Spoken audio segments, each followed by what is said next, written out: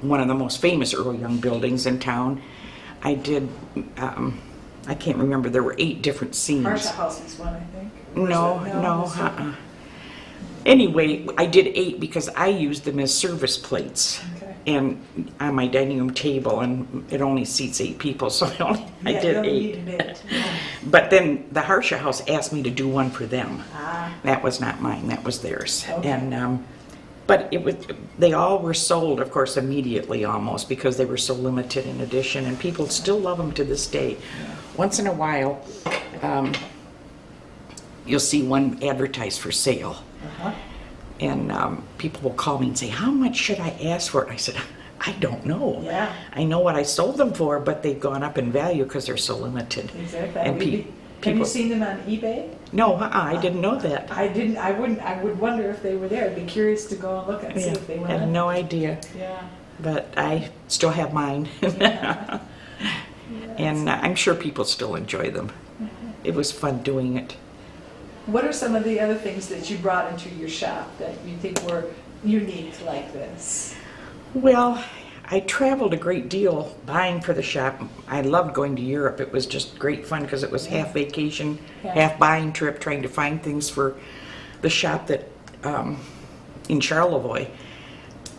We had everything from postcards to Waterford crystal to pewter, and we had women's apparel and sportswear and accessories, and it was kitchen items. It was just, we had a little bit of everything, trying to make it an interesting shop to go into. Mm-hmm. And we tried really hard to compete against the big stores, which is difficult to do in this day and age, and eBay, as you just mentioned, and what isn't eBay, what is it called when you sell? Is it? Just buying on the internet. Yeah, internet, yes. Internet buying, yeah. Which is a competition for the mortar and stone and brick stores. It's very, very difficult. Yes. So service is the only way you can compete against the Walmarts of the world and the clubs and so forth. And Shop of the Gulls tried very hard to do that.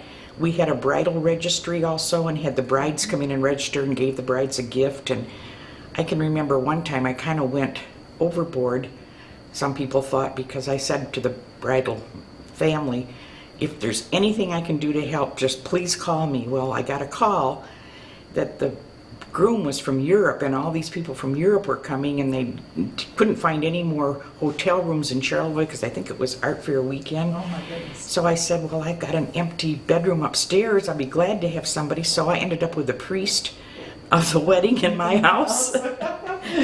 Fed him breakfast 2 days in a row. I'm not Catholic, but I certainly enjoyed him. Sure. And somebody said, "Why is the priest here?" I said, "Because they needed a room, and I offered. After all, she was a Shop of the Gulls bride." Right. So, we did try our best to make That's the epitome of small town service. Yeah, that's right. That's what we tried to do. And the shop is still doing well under the new owner, so I'm pleased about that, because that's sort of my baby that's gone on. Well, it's a good legacy, and you certainly built up a loyal clientele. I think so, yes. And a lot of my best friends started out as strangers who walked in my door. Yeah. I mean, I didn't even know them, and your mother was one of them.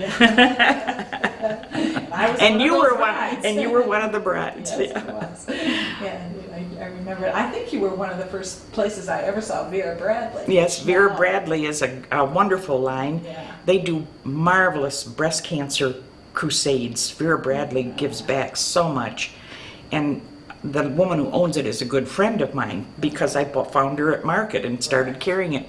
And she ended up being a special friend and was married in my living room in Charlevoix. Wow, amazing. Yeah, it was just really fun to be a good friend of somebody who's so successful and gives back so much. Mm-hmm.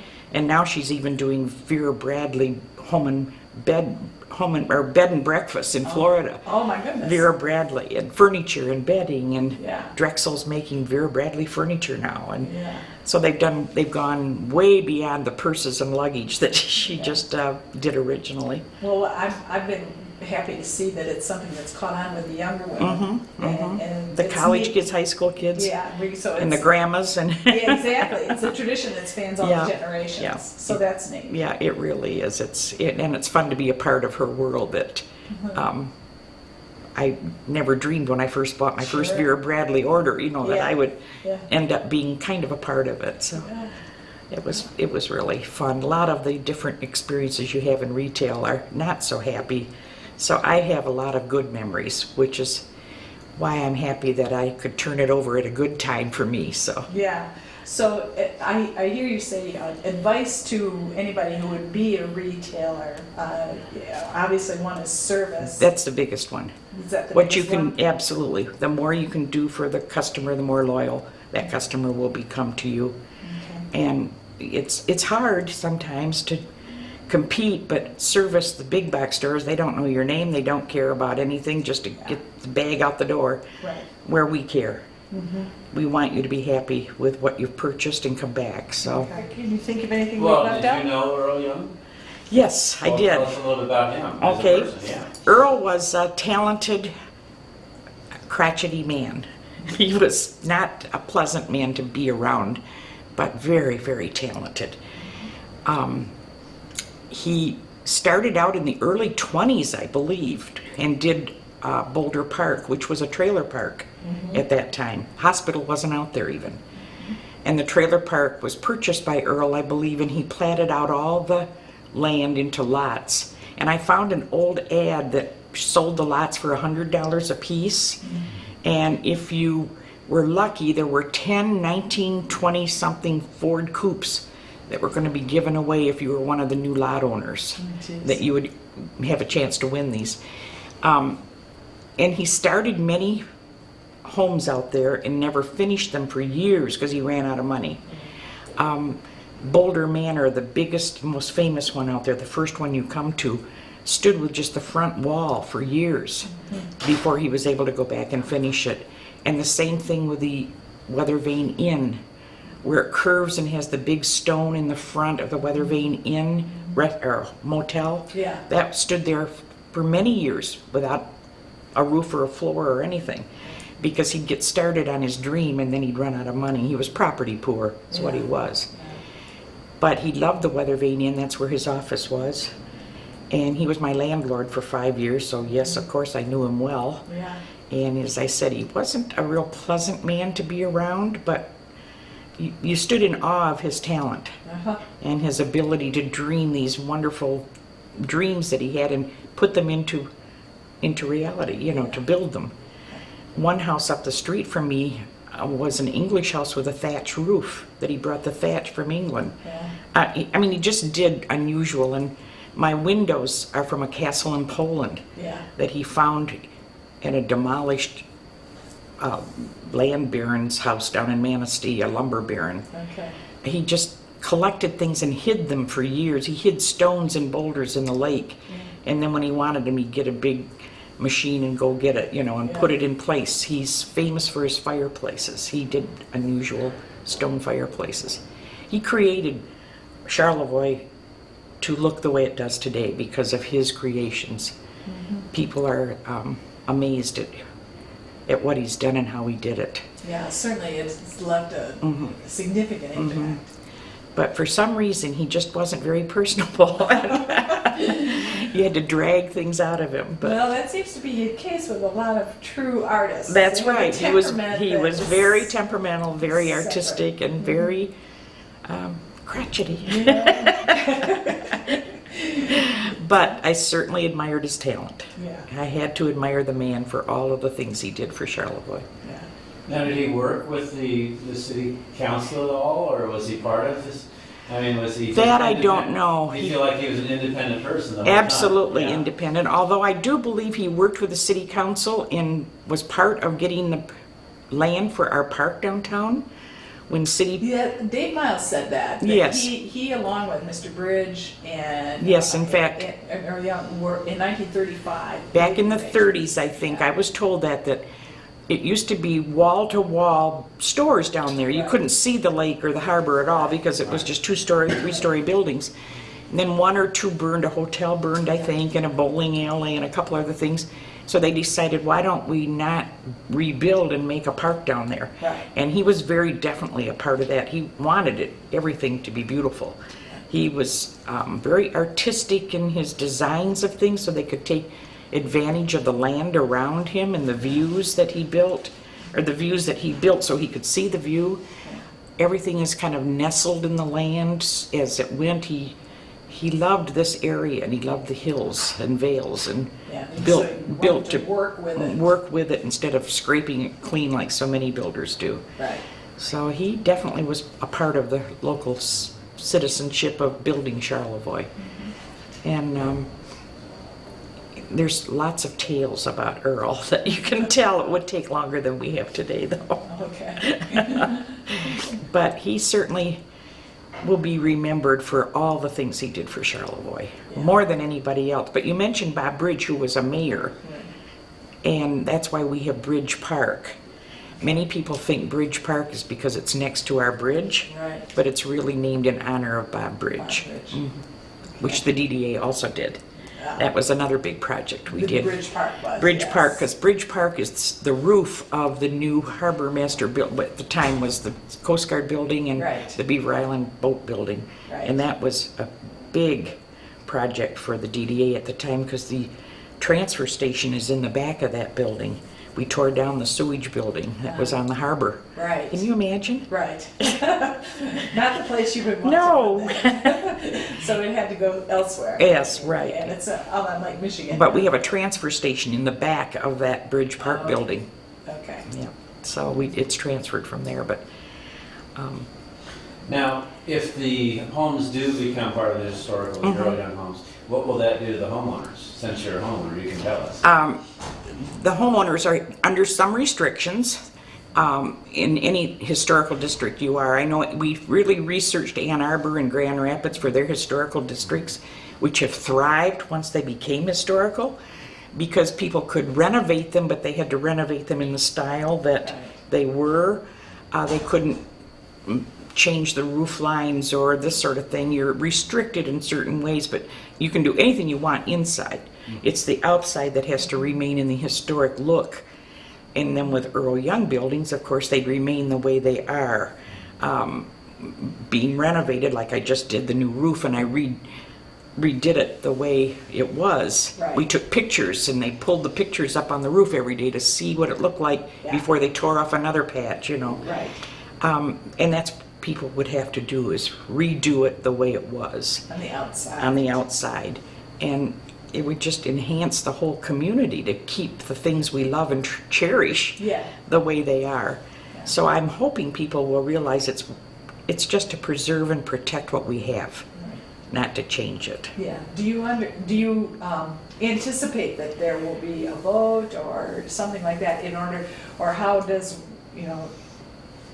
is there something the citizens will have to do to get this accepted as a historic district, or is it just a matter of the committee going to the state and getting all the ducks? There will lined? be all kinds of hearings and public hearings. People will come and ask all kinds of questions before the decision is made. Okay. Now, like, I will certainly, being on the Historic District Commission, tell them they can I've got 2 Earl Young houses, and they'll certainly put those in. Right.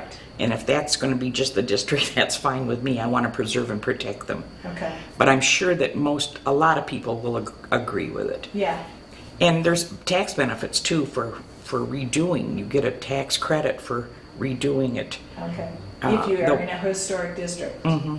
If you redo, like the downtown, if I redid my building, there would be a tax credit for it, putting it back to the way it was. Right. So there's benefits as well as enhancing the district. Yeah. So it's personal benefits as well as citywide public benefits. Yes, exactly. Yeah.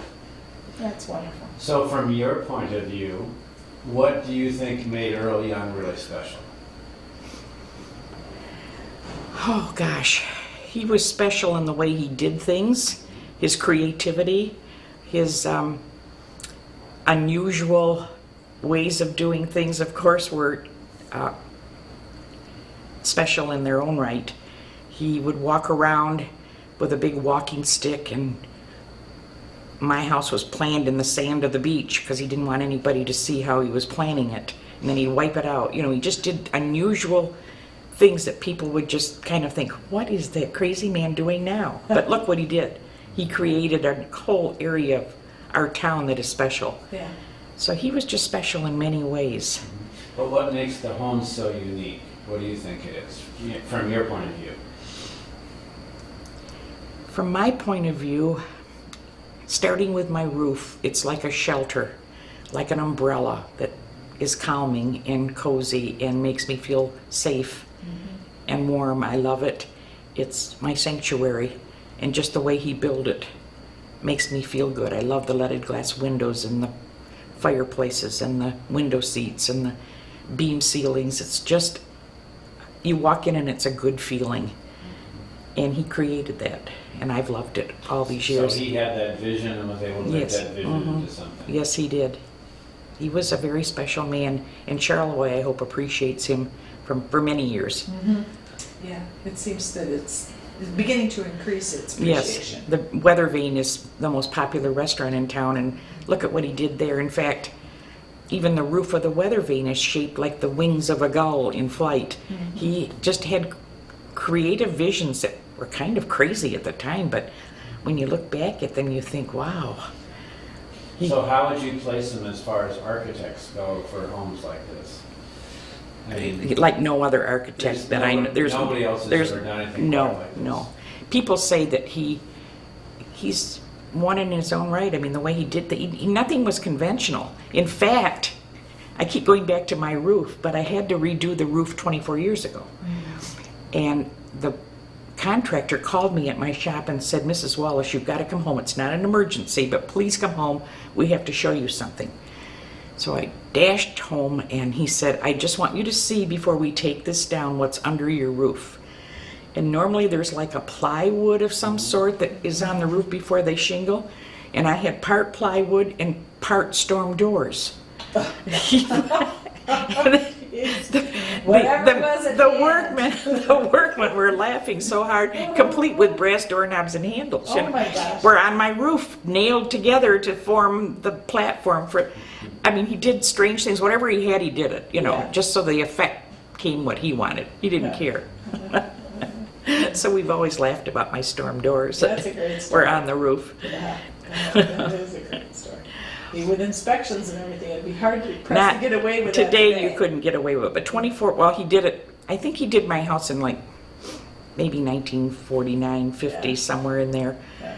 And of course, he bought the whole block and just built wherever he wanted to. The lots are non-conforming. I mean, they're absolutely strange. Yeah. My carriage house next door to me, which was the barn to my house originally, it dead ends into the alley. He just built it where he wanted to. Yeah. The barn was there, so he just left it there and Yeah. turned it into a carriage house. Yeah. But anyway, Do you see them as works of art? more yes, than I do. homes? Yeah. They definitely are works of art. They're each in their own way very unique and not like anything else I've built. Even every one of his are different. I mean, they're not Right, each copies. home. Each home that he did is totally different. Yeah. The fireplaces are all unique and different, and they are works of art. And have you ever noticed the fireplace in the Weather Vane Inn that's shaped like the state of Michigan? That huge boulder that he hid for 30 years in the lake Yeah. till he found a reason to use it? That's the kind of man he was. He was very special to Charlevoix and to me because of my home. Yeah. So, Has anyone else lived in a home as long as you? no, Okay. no. Nobody lived there very long at all, actually. He built it and sold it, and somebody lived there for about 7 years. And then the man that lived there for 7 years was promoted. He was at American Mold plant out on Ferry Avenue. He was promoted to Pennsylvania, so the company bought the house so that this man could leave and build and have a home in Pennsylvania. So the company owned the house, and we bought the house from American Mold. And it was used for weekends by the owner of American Mold, Mr. Quanstrom, who died in a plane crash out at the Charlevoix airport. Oh, His really? jet crashed Oh dear. in the early 60s. And so we bought, the house went to his estate, and we bought the house then. So that's the history of, except the original history was a farmhouse that belonged to, I can't remember her name, Minnie Smith or something like that, who wouldn't sell to Earl. She couldn't stand Earl. Just absolutely refused to sell to him, so he had to wait when he bought this whole block until she died, and then the family sold it to him. And he took a story off the house. It's a story and a half now instead of 2 stories. Yeah. Turned it around, Yeah. changed it all, Yeah. but the beams in the basement are still the same as it was 140 years ago. So what makes Charlevoix unique to you? Or is that? Oh gosh, well, it's a unique little city, very sophisticated. I haven't been anywhere in the world that somebody hasn't said, "Oh, I know Charlevoix," or "I have friends who've been to Charlevoix. It must be beautiful. They talk about it everywhere you go." It is a unique little city. It's, we're only 3,000 people, and look what we have.